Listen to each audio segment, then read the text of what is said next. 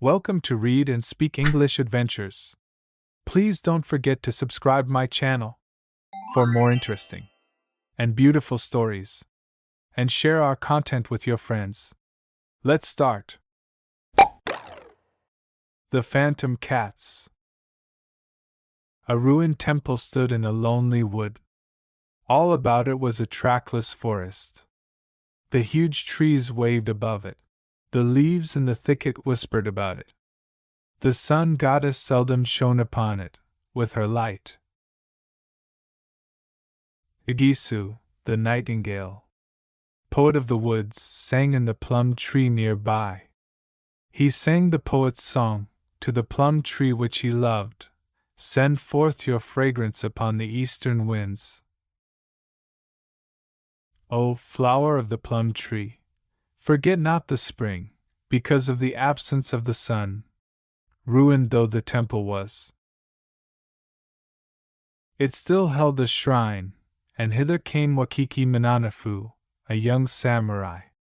He was a brave young soldier, who was seeking his fortune in the wide, wide world. He had lost his way, and wandered in the forest seeking the path, until at length he came to the little clear space where was the temple. A storm was coming up, and a palace could not have seemed more welcome to the young warrior. Here is all I want, he said to himself. Here I shall have a shelter from the storm god's wrath, and a place to sleep and dream of glory and adventure. What more could be desired? Then he wrapped himself in his mantle, curled up in a corner of the sacred room, and soon fell asleep. But his slumber did not last long.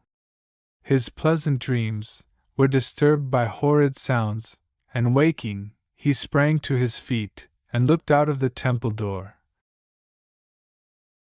There he saw a troop of monstrous cats, which seemed in the weird moonlight like phantoms, marching across the clear space in front of the temple and dancing a wild dance.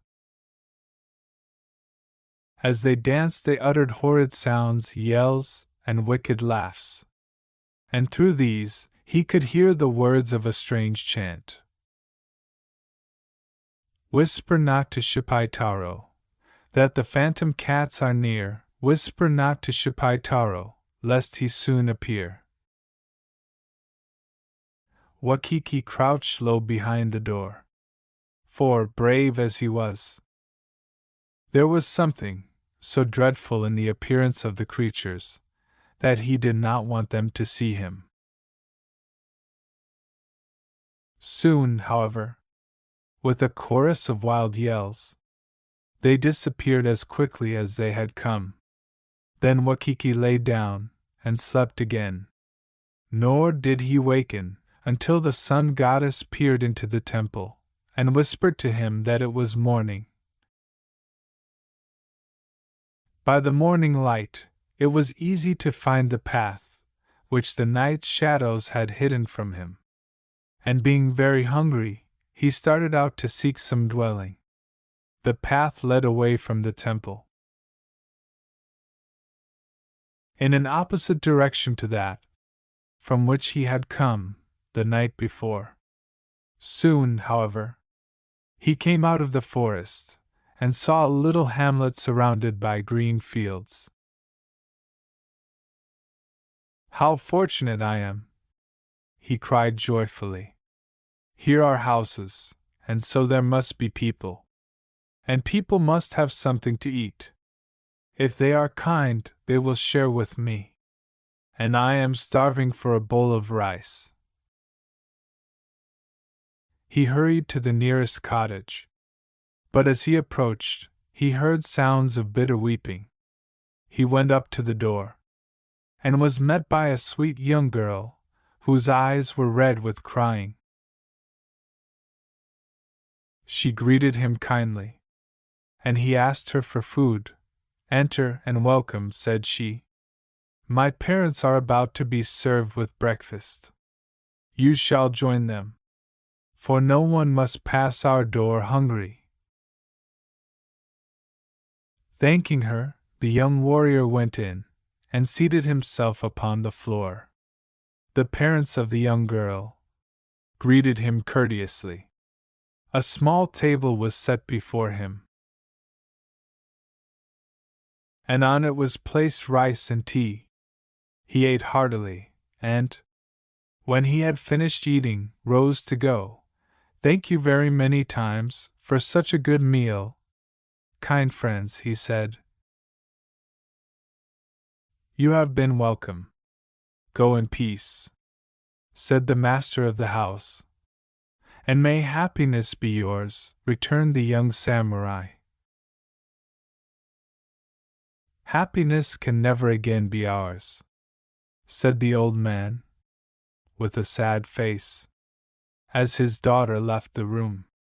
Her mother followed her, and from behind the paper partitions of the breakfast room, Wakiki could hear sounds as if she were trying to comfort the young girl. "You are then in trouble?" he asked, not liking to be inquisitive, and yet wishing to show sympathy. "Terrible trouble," said the father.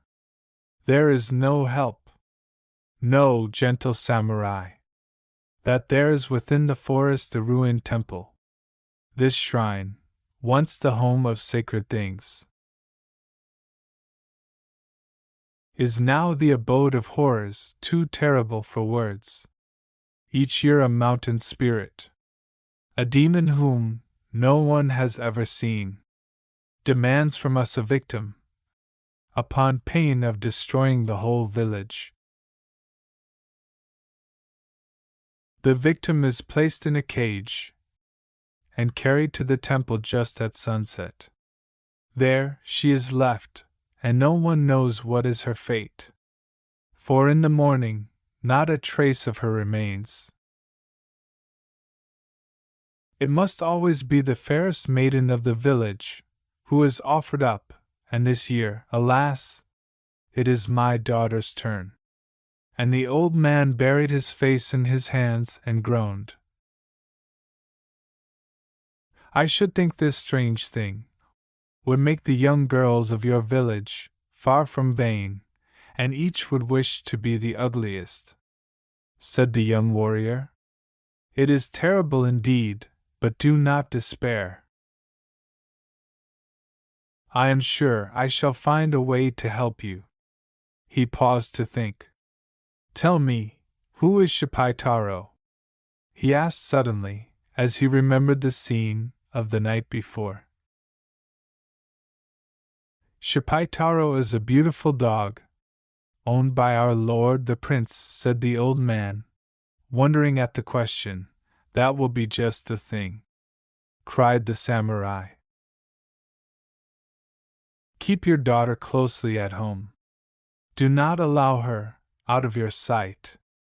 Trust me, and she shall be saved."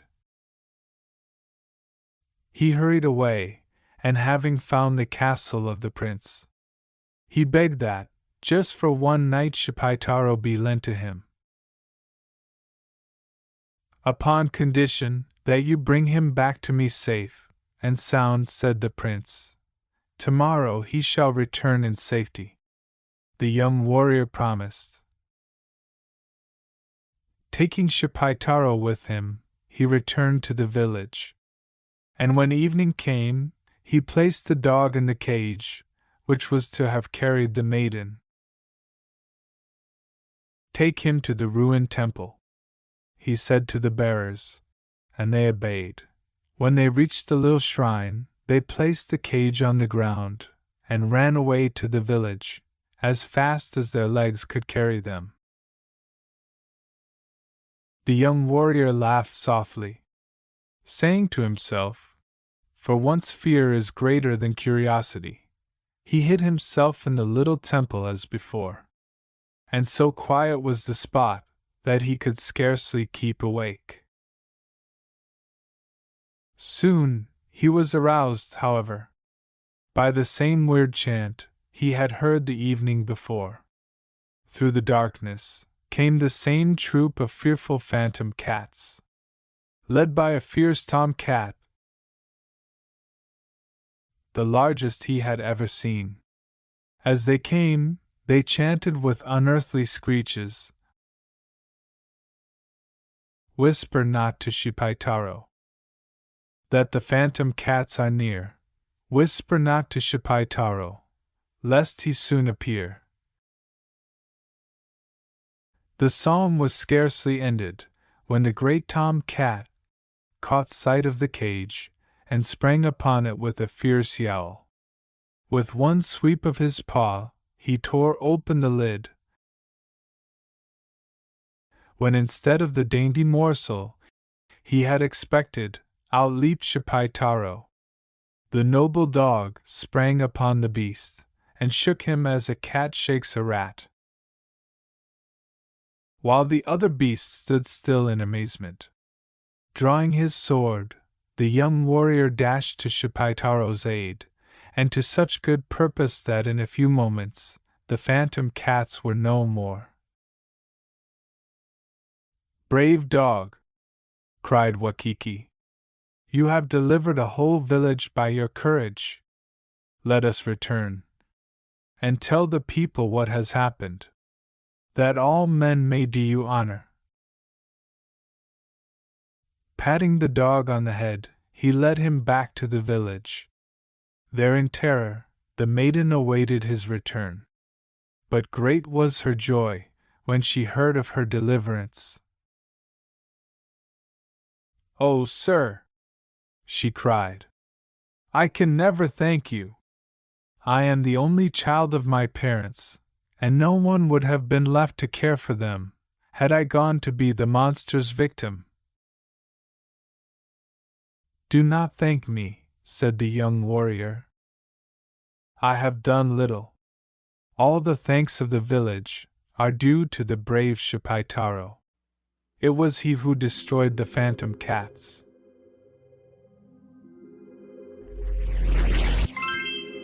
Thank you for watching. Please don't forget to subscribe my channel for more interesting and beautiful stories, and share our content with your friends.